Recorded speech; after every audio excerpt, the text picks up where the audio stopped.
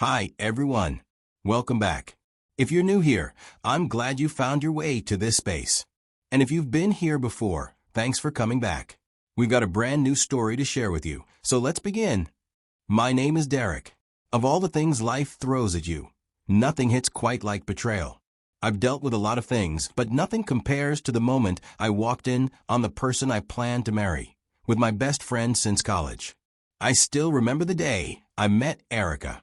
It was one of those long, dragging mornings where you're half nervous, half bored, standing outside some corporate building with a group of strangers, all waiting to be called in for a job interview. Everyone looked stiff. You could practically feel the anxiety in the air. I'm not usually the type to crack jokes in a tense setting like that, but for some reason, I looked around at everyone and just said something dumb. Can't even remember exactly what it was. But it landed. People laughed. And that's when I noticed the lady behind me, who laughed the hardest, actually. Noticed me, smiled, said something back. We ended up talking more while we waited. Before the interviews wrapped up, we exchanged numbers. I didn't think much of it then, just figured she was someone cool I'd like to keep in touch with. A few days later, I got a call. I'd landed the job. Erica didn't. I was almost hesitant to tell her at first, didn't want to rub it in. But when I did, she was genuinely happy for me. From there, we kept talking. Just regular check-ins, little jokes, occasional coffee hangouts when our schedules aligned. What started off as a friendly back and forth turned into more. I think we both just realized over time that we weren't looking for distractions. There was no big moment or fireworks type scene where we officially got together. We just confessed our feelings to each other. One day, we were friends, and then we weren't just friends anymore. When Erica and I first started dating, things went smoothly. We'd hang out after work or on weekends, talk about movies, complain about our bosses, and dream about what we'd do in 5 years. The feeling was out of this world. But as time passed, I started seeing more of the reality behind Erica's life, especially when it came to her family. She didn't talk about it much at first, but little things would slip, like how she'd send money to her parents every month. Or how she couldn't go out some weekends because she was covering her dad's medication or helping her mom pay for a utility bill. At first, I thought it was just the occasional thing, something temporary. But over time, I started to understand that Erica wasn't just supporting her parents here and there. She was holding them up. She wasn't just the daughter in that house. She was the backbone. Her parents depended on her for more than just calls and visits. They leaned on her heavily. It wasn't until later that I found out exactly why. Her dad had once worked for a multinational corporation. He'd spent years there, loyal to a fault. But one day on the job, he got injured. Badly. It was the kind of injury that ended careers.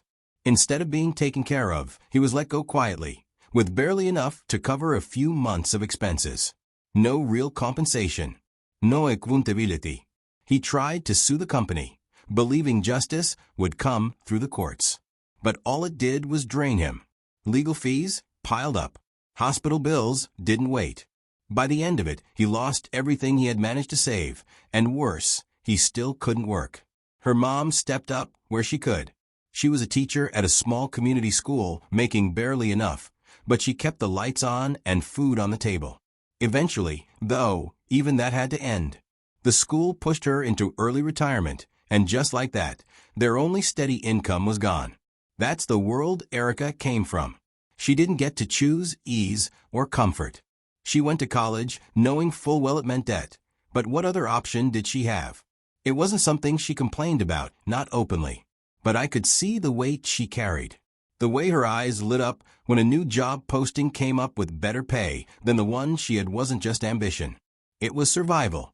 She needed something better, not for herself alone, but for them too. And I got it. I respected it. So I stepped in. Not because she asked me to, but because I cared. I started helping out quietly, covering small things at first. Groceries. A bill here and there. Then it turned into more, helping with rent, paying for her dad's hospital visit when things got rough, sending something over to her mom when I knew they were struggling. I figured if we were building a life together, I could help her carry a little of that load. Erica was always thankful. She'd hug me a little tighter, send long texts at night telling me how much it meant to her. And her parents? They started to see me as part of the family. I wasn't just the boyfriend anymore. I was the guy who showed up when things got hard. They'd call to thank me, invite me over for dinners. I didn't mind. It felt like I was doing the right thing. One rainy Tuesday, Erica had texted me saying she wasn't feeling well and wouldn't make it to work. I immediately asked if she needed anything, soup, medicine, anything to make her feel better. She brushed it off with a laugh, told me she'd be fine, and that she could handle herself. I guess she assumed I'd be stuck at the office all day, too busy to do anything. And maybe she'd be right. But that day, I just felt something. Maybe I just missed her. We'd both been busy lately, and I thought surprising her might brighten her day a little. I didn't call. I didn't want to ruin the surprise. I knew her. If I told her I was coming, she'd probably say not to bother, that she didn't want me to get wet or go out of my way. I also knew she'd be home because we'd synced our iPhones months ago for safety reasons. I could see her location in real time, and sure enough, she was right there at her apartment. So during my lunch break, I grabbed her usual coffee order, added those cookies she loved, and drove straight to her place. I even smiled a little, thinking about how surprised she'd be when I showed up with her favorites. I had no clue I was driving straight into a moment that would change everything. I parked outside and walked up to the door, juggling the coffee and snacks, trying not to spill anything. I still had the spare key she'd given me months back when we got the house. I unlocked the door quietly, thinking I'd creep in and tease her a bit before handing her the coffee. But the moment I stepped in, the whole energy in the room was different. There were clothes on the floor, hers and a man's. A shirt, jeans, and socks. It was like someone had just peeled themselves out of their skin and dropped it all in the hallway. At first, my brain didn't connect the dots. I stood there frozen for a second. My feet moved on their own, following the trail of clothes all the way to the bedroom door. I didn't want to look. God knows I didn't. But I did. And there she was, Erica, in bed, with my best friend of 7 years. The guy I met back in college, who had been to my family home, who had helped me move apartments, who sat beside me the day I told him I was going to propose to her. That same guy. And now he was lying there, half covered, right next to the woman I had planned to marry. My brain just blanked. The coffee slipped out of my hand, hit the floor, and splashed everywhere.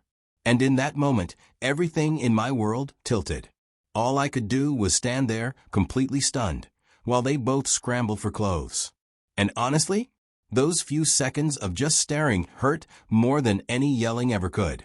Finally, I forced her name out. Erica. Almost like a whisper. She didn't say anything. She just scrambled to grab her clothes. Then I turned to my best friend and asked, "How long has this been going on?" With the woman I was supposed to marry. He looked panicked and guilty, like a man who just realized he'd set his own life on fire. He started saying, "Man, I'm sorry. I didn't mean for it to happen," but before he could finish, Erica cut him off. She didn't cry or apologize. She stood there, looked me dead in the eye, and said, "What are you going to do?" "Cry." And in that moment, something in me shifted. I wasn't going to give either of them the satisfaction of seeing me break. I was hurt, deeply, but I wasn't going to crumble in front of them.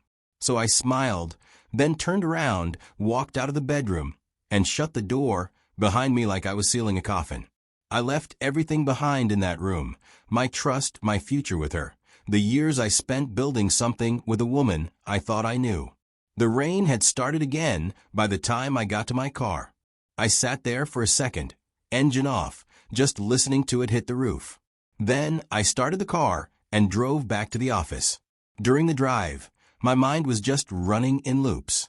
Different kinds of revenge played out in my head. What I wanted to say, what I should have done. I knew I had power they didn't expect, and I was going to use it. Quietly, completely. Back at the office, I sat in my chair, took a deep breath, and started taking control of what I could control. The first thing I did was pull up the lease agreement for Erica's apartment. It was in my name. She couldn't get it herself because of her poor credit score. I had done that for her, thinking I was helping the woman I was going to marry. But that generosity ended the moment I saw her with my best friend. I got in touch with the landlord and gave formal notice. She wasn't going to be living rent-free in a place I paid for, not after what she did. That was me drawing a line. Next, I remembered I had scheduled a bank transfer for later that week. Money that was supposed to go to her parents to help with their monthly medication and bills. I canceled it immediately because I was setting boundaries. I had taken on the role of provider for a family that wasn't even mine, out of love for Erica. But that love came with expectations, loyalty, honesty, basic respect. She threw all of that away. I wasn't going to keep supporting people who probably didn't even know the truth about what she had done. Then I sent Erica a message, telling her she had 7 days to pay back every single dollar she borrowed from me during her parents' medical emergencies. I even listed out the amounts with dates. She had leaned on me financially for years, and I had always stepped up. But now she could learn what it means to stand on her own. As for my best friend, well, he knew the fallout was coming the moment I caught him. We had been working on a deal together, something I pulled him into that had real money on the table. I revoked his access and kicked him out of every project we were co-developing. I also let our mutual friends know exactly what happened. Some of them had the nerve to ask if I was sure. I said I walked in on it. What else was there to know? By the end of that workday, I hadn't cried. But I had made damn sure that both of them felt the weight of what they had done. They lost access to my life, my support, my future, in the span of a few hours. That night, when I got home, I walked straight to my bedroom and turned my phone on silent. I knew the calls would come, the excuses, the begging, the attempts to flip the script or guilt-trip me. But I wasn't going to give them that chance. So I put my phone face down, muted, and just sat there in the dark. Just me and my thoughts, trying to process how the two people I trusted most had managed to stab me in the back at the same time. When I woke up the next morning, I had missed calls. Dozens of them. Erica, her parents, my former best friend, even a couple of mutual friends, probably people who'd already heard some twisted version of what happened. I didn't open any of the voicemails. I didn't read the messages, but I saw the previews. Erica's text started with, "I messed up, please," and then trailed off. My so-called friend had sent one message after the other, saying things like, "Bro, it wasn't like that," and "let me explain," as if there was anything left that needed explaining after I saw them in bed together. I didn't answer, and I sure as hell didn't want to hear their voices trying to convince me that what I saw with my own eyes wasn't real. Later that day, I heard a knock on my door. I didn't even need to check the peephole. I just knew it was her. She knocked a few more times, then called out my name. I waited until she left because I honestly didn't have the energy to pretend she deserved a conversation. Then came the text that really got to me, not because it softened me, but because it showed how little she truly understood. She said, "You can punish me all you want, but please don't stop helping my parents. They didn't do anything wrong." That's when I realized she didn't get it. She still thought I owed her something. Still thought I could just put aside the betrayal and keep playing the role of savior to her family while she destroyed the foundation we built. I didn't reply because I had nothing left to say. Some things can't be fixed with an apology, no matter how many people you get to call or how many times you show up at someone's doorstep. A few days after everything blew up, the truth started trickling in. What I learned made the whole thing even worse. Turns out, my best friend had been feeding Erica lies behind my back. He told her I was cheating on her, that I wasn't doing as well as I claimed, that the money I was using to help her and her family, borrowed, that I was living off handouts and pretending to be something I wasn't.